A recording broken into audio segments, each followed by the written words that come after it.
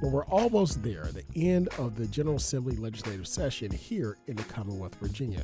1 week left until Sine Die on February 22nd. So we're still watching bills, still looking at committees, and still looking to see what passes and what doesn't. Also, in Washington, legislation has been stalled, but it's been submitted. And also, the president is still signing White House executive orders. What does this all mean, and what's going to affect us?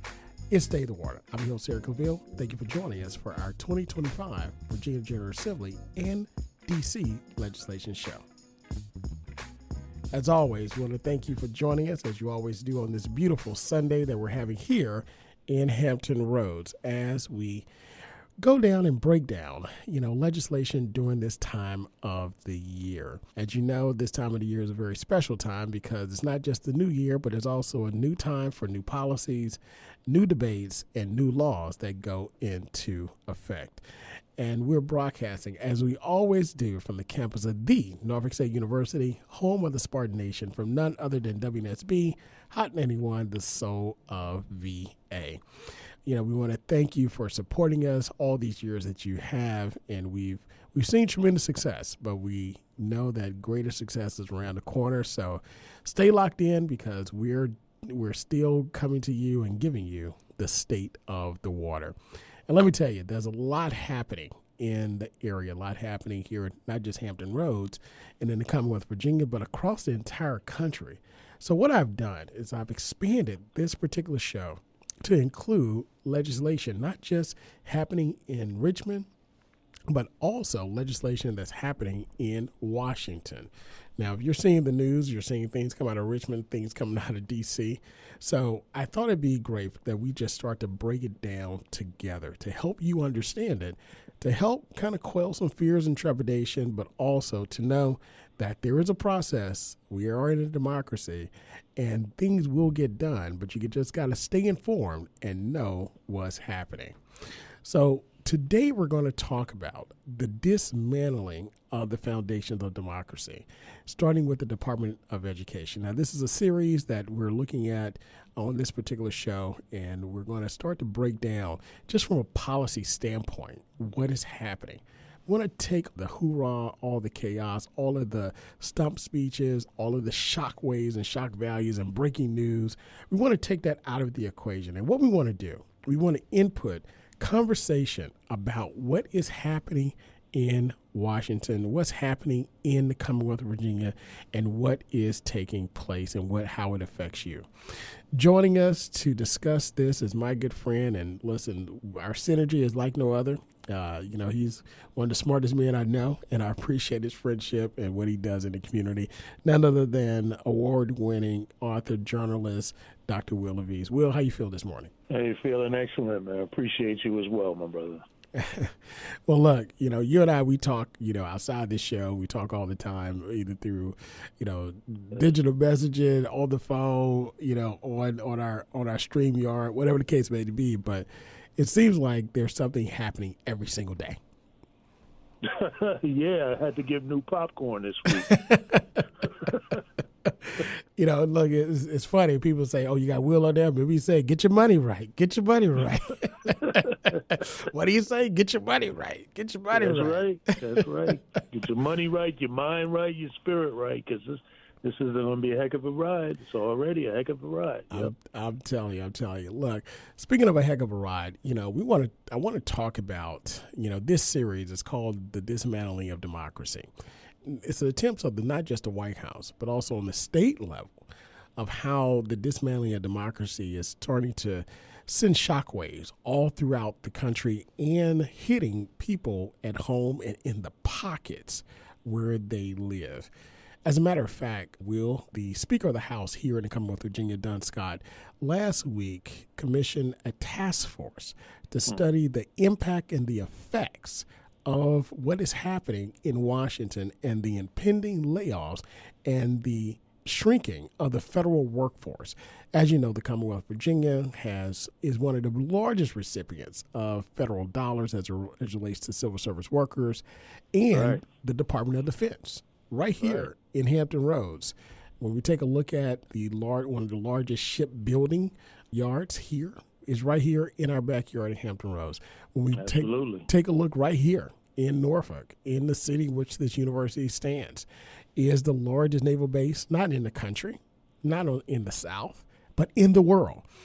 So when you take a look at the large workforce, 145,000 people in the federal workforce in the Commonwealth of Virginia, will a task force? Yes, we need it. Yeah, I mean, and then you shrink federal government, you're going to shrink purchasing power of people in Hampton Roads, and it's not necessarily going to see a decline in the cost of living. So that's one of the big things that we're seeing right now. You're not seeing a decline in inflation. So you got people who got less, out of work, less income. I mean, how is that going to be sustainable? We'll have to see. Well, I mean, it's just basic math. If you don't, if something costs $5 and you have 50 cents, you can't buy. Yeah, 50 cents and no income. You down, your bank account is down to 50 cents. Yeah, it's going to be challenging, and it's going to challenge leadership in Hampton Roads to look at how the economy is so heavily weighted and reliant on the federal government. So, yeah, well, you're talking about hundreds of millions of dollars, not a few million, but hundreds of millions of dollars that come and trickle down in contracts and direct payments, whether it be paychecks, benefits, the civil service contracts, competitive contracts to build certain things for the military and the federal government, that all come into the Commonwealth of Virginia that is starting to become sucked out. Will, do you think they really understand what they're doing to people's pockets? Yeah, I think they do. Really? I don't think they don't. I think they understand what they're doing. I just think that their level of caring about the ramifications may be a little different. But I think you've got to understand that any economy that's heavily weighted on the federal government is going to be impacted by these decisions. And one of the things that Trump has said recently is that he's going to have Elon Musk looking at the military, right? Which I found that to be very interesting. But I don't think that's going to mean decline in military spending. I think, in fact, he's going to increase the military spending. But they definitely said they're going to be looking at where the waste is at, and so what that usually means is fewer people doing more work. So, yeah, what you're saying is exactly right. Well, let me go to what's been reported through our news agencies. According to USA Today, just this past week, it says that Elon Musk's Doge next targets, Pentagon and the Department of Education, according to Trump. It says that after dismantling the U.S. Foreign Aid Office, Elon Musk's Department of Government Efficiency will be coming for the Pentagon and Department of Education, according to President Donald Trump. He says he will be looking at education pretty quickly and will be looking at military too, discussing Musk at a news conference at the White House with the Prime Minister of Japan. Now, the Department of Education has long been a target for conservatives who want to see it abolished, and it was clear before Trump's comments that Musk was going after the agency. A top official at the department told staffers in a meeting Tuesday that Doge was examining its operations. Well, first of all, what's very disturbing is he said he's going to be looking at it pretty quickly. You're talking about in a department that is responsible for millions of dollars to K through 12 schools, programs, for research, for help with students with learning disabilities or challenges. And not only that, but in higher education, responsible for so much, saying that, we're going to do it very quick. I got a problem with that. Yeah, and America should also have a problem with the fact that now the director of the Department of Education is a former wrestling executive. Yeah. I mean, so how about that for DEI? I mean, this whole attack on DEI was supposed to be about, DEI is the people who are unqualified, not the best, and don't have expertise in this area, are being prioritized. And white males who have expertise and are excellent are being overlooked. And so now we see President Trump putting in several people who are going to be basically loyal to him, who have very little experience and expertise in these particular areas, especially the new Secretary, Director of the Department of Education, Linda McMahon. Well, look, let's just not talk about the Department of Education. But by the way, that just kind of flew over everybody's head, right? This is a former executive with the World Wrestling Federation, as opposed to coming through the ranks, working through, let's just say, the school board, maybe a superintendent of the largest school district or one of the largest school districts in the country, or maybe even through higher education or working through accreditation commissions and committees. But no, WWF, or a World Wrestling Federation. Yeah, I guess there's a link somewhere. I guess there's some kind of correlation or something. But, I think that's shocking to me that people are, allowing that Congress is just allowing that to happen. That's what's really shocking here. But I guess if your desire is to eliminate the department, then it doesn't really matter if someone has education experience. Maybe that's the thinking. The advantage is no education experience, but in terms of having business experience, they'll know how to run the department into the ground and eliminate it. The other part of it is it says that Trump has talked about closing the Department of Education. His administration is considering options and how to reduce the size of the Department of Education, if not abolish it completely. This is according to White House Press Secretary Karoline Leavitt, that told Fox News this week. It said Trump also asked this week that putting his nominee to run the Department of Education out of a job is a priority. Now, of course, we all know what that means. It just says, hey, she's there, but we want to get her out, but it's not like she's going to lead the administration. So the other part of this, it says cutting military spending. We're not talking about the military this week, but I just want to note this because it's in the article, could face more GOP resistance. Now, conservatives, they want to abolish the Department of Education, not cut it, but they're fighting for GOP military spending. Think about this. 13% of the federal budget, which is $872 billion, goes towards the defense spending. This is according to the Center on Budget and Policy Priorities. That makes it a prime target for potential cost cuts or potential cost savings, as the article says. When you talk about, $872 billion, all right? $1 billion. Mind-boggling numbers. That's almost 15% of the entire budget of this country, the wealthiest country in the world, right? When you talk about cutting that, you're cutting jobs.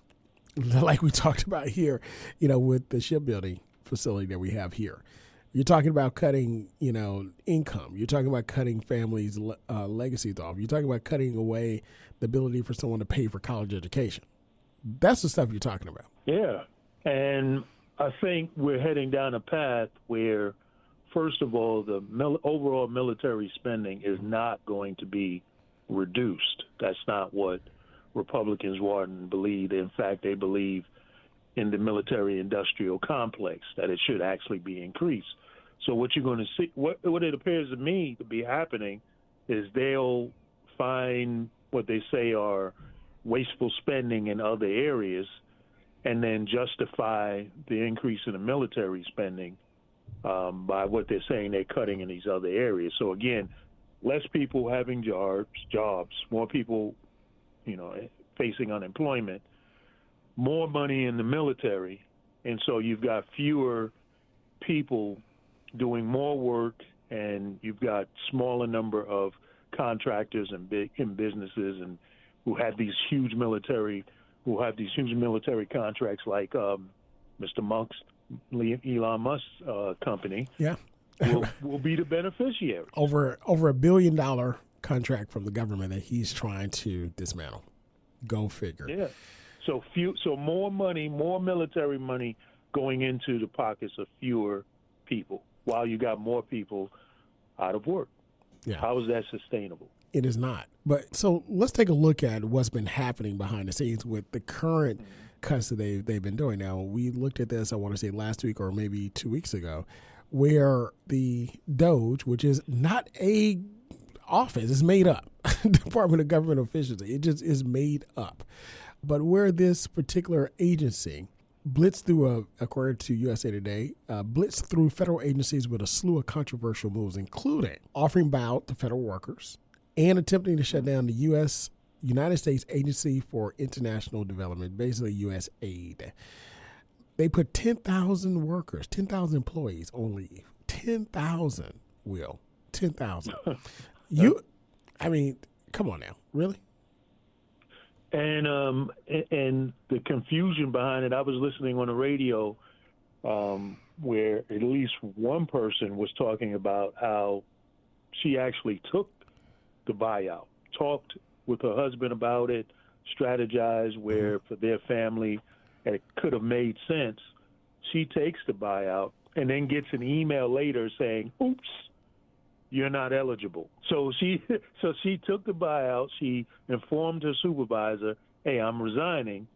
And then she turns around and gets an email saying, oh, well, you're not eligible. So now she's not even sure that she still has a job. Well, no, she doesn't have a job. She resigned. No, but to your point, I mean, that's the type of shenanigans that his administration is playing. But Will, it's the same type of shenanigans he played with his workers in private business. Exactly, and as well as Elon Musk did when he took over Twitter, which is now X. And again, these are the same playbook that they're playing from. And if depending on who you talk to, and depending on the way it looks, you've actually got Elon Musk. You got a shadow president going on there. You know, speaking of a shadow president, wasn't that to me it was eerie.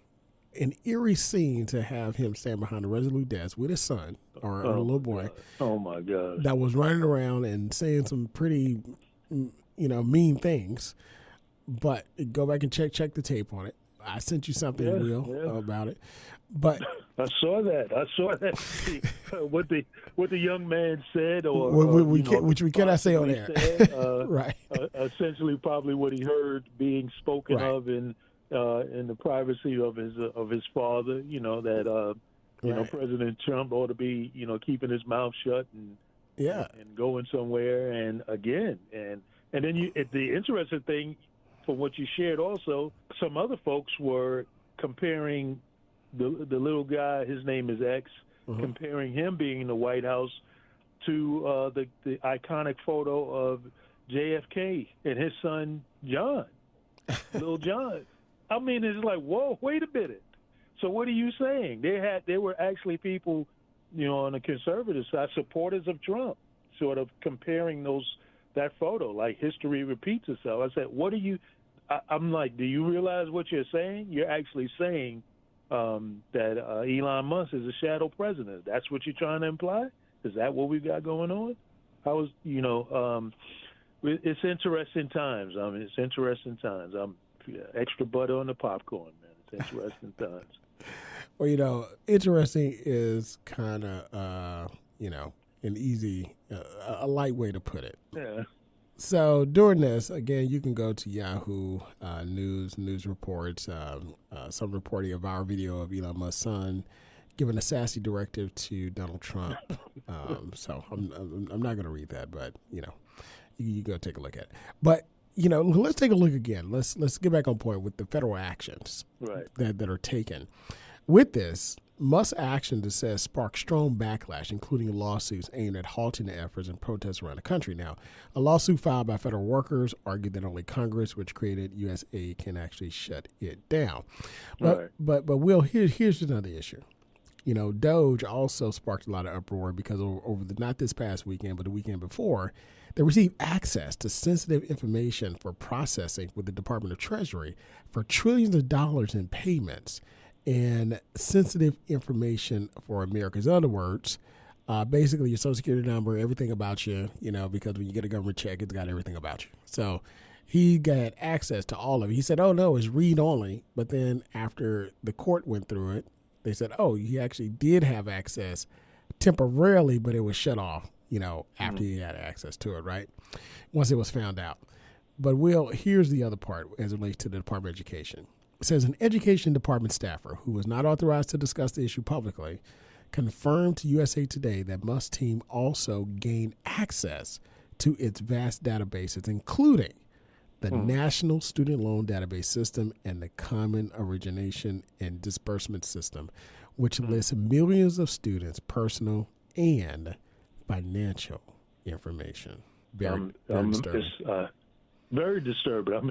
Because I've got student loans, so I'm one of those that have been accessed. Absolutely. I'm shocked, and I think what I'm really, really disturbed by is where is the opposition outcry concerning this? I mean, outrage and outcry. I've seen the different protests they've been doing and so forth, but how is it that our elected officials are just allowing this to happen? Yeah.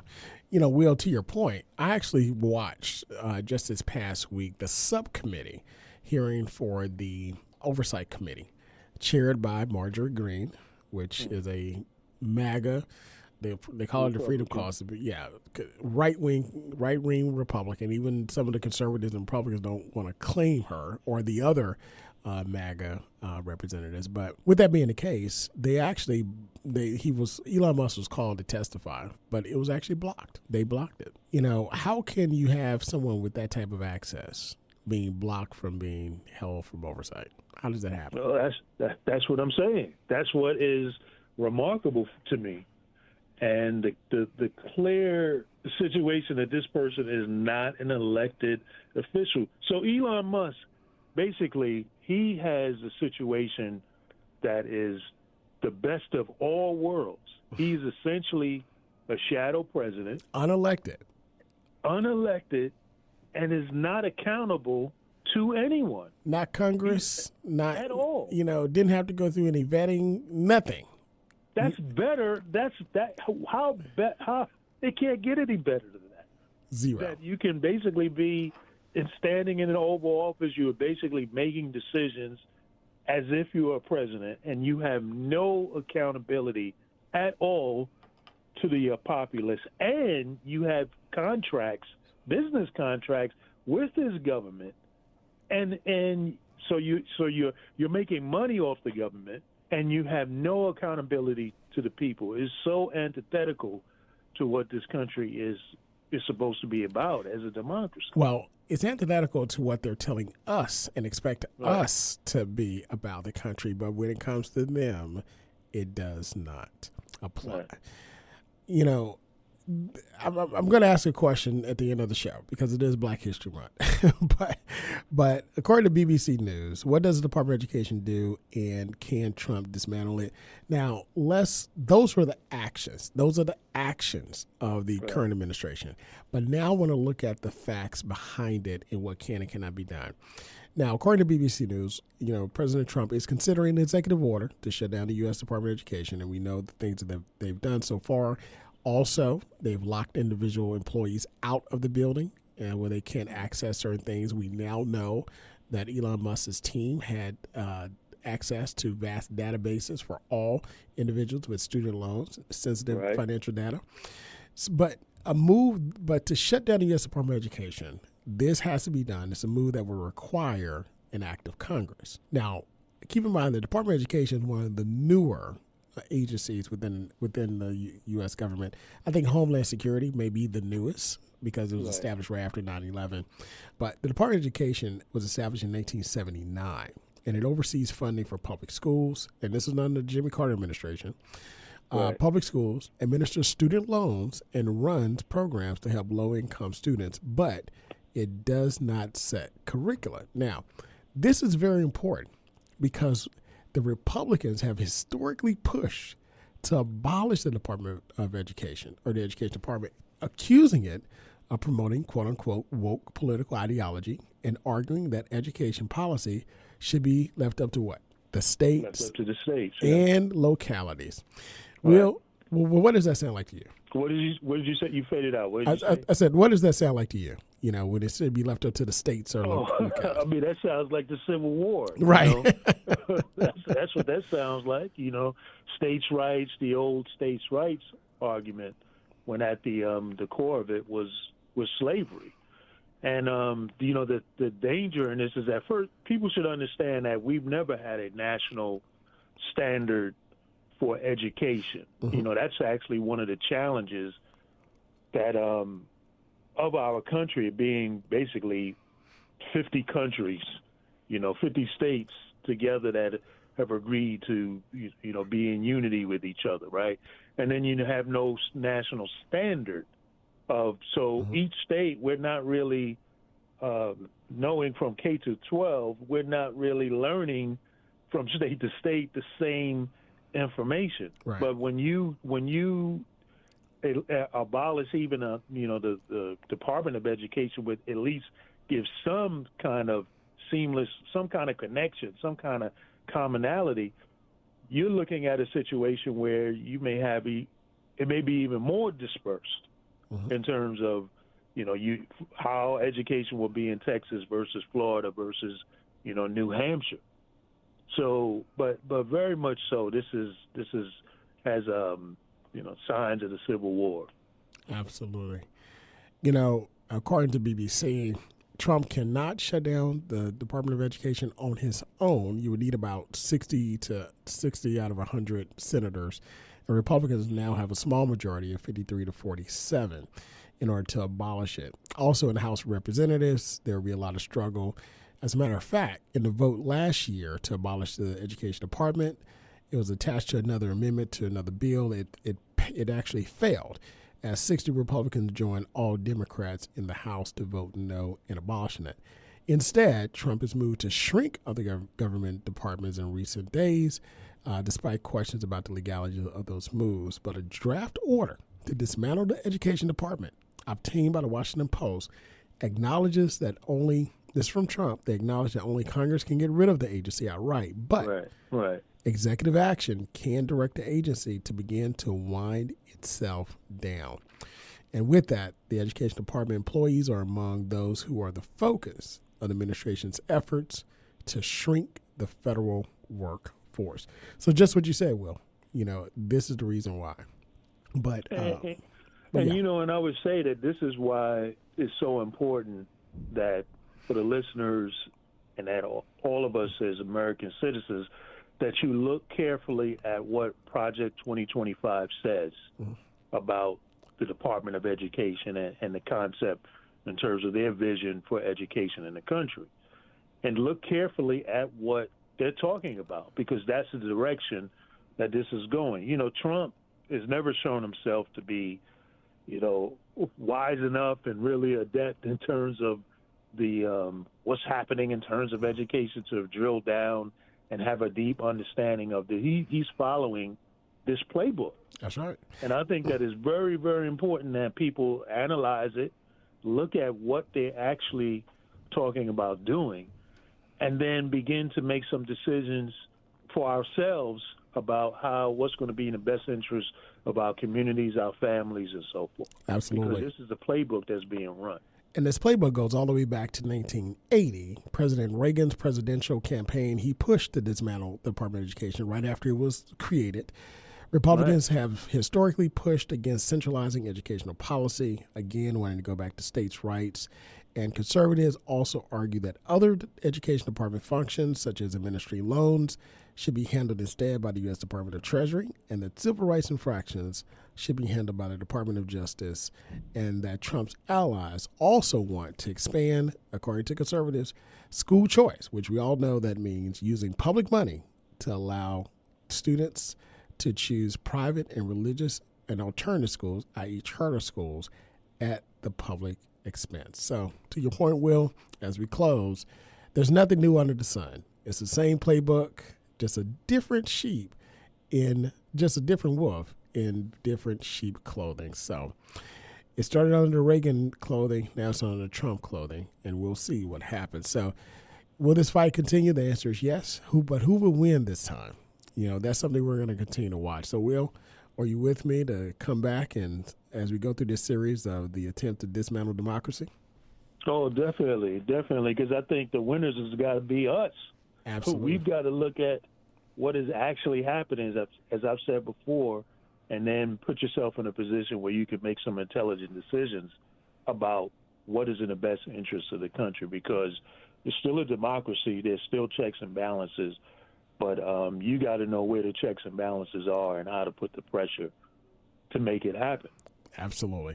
Well, we're going to keep monitoring it, and I want you, the listener, to keep listening and tuning in as we continue to examine what's happening in legislation here in the Commonwealth of Virginia, how it impacts us, Washington, and the world. This has been another edition of Stay the Water. Until next time, be good, be great, God bless, and we'll see you next week. Hi, I'm Carrie Washington, and you're listening to State of the Water with award-winning host Dr. Eric Claville.